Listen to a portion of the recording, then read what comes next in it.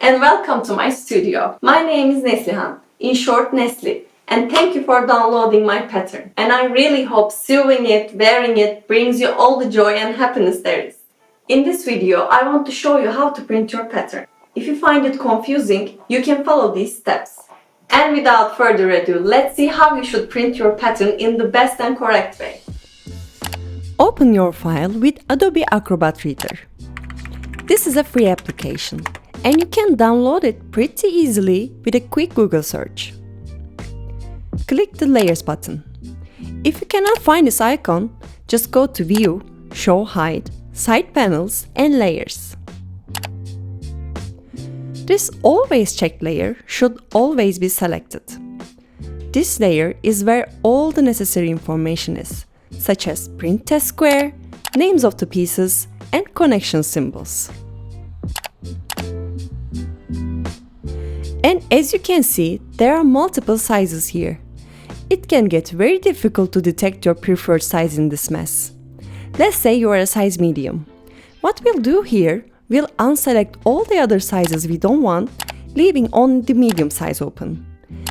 And you see, all these intertwined lines disappeared one by one. We can now print these medium-sized pattern pieces. It is very important you select actual size option, others won't give you the correct outcome.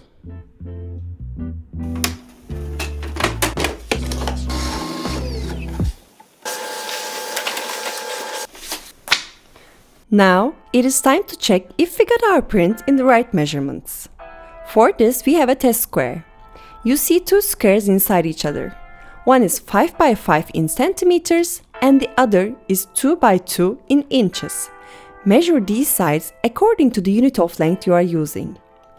As you see, my inside square is exactly 5 centimeters, so my pattern pieces are in correct measurements. All patterns are inside of this dash box, and this is to eliminate any loss in patterns during the printing process.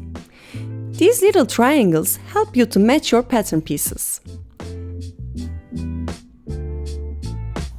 Next, cut or fold along the dashed line on only one of the two edges that will meet each other. After you match the triangles, brace the two papers together with the help of a tape or glue.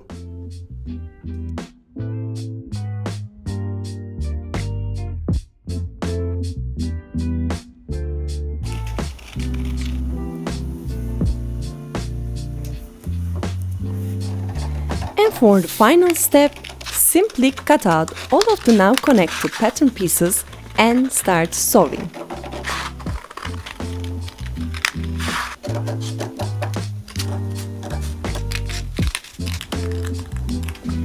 I hope this video helps, and if you have any questions, please let me know in the comments down below. See you in my other videos very soon, and bye!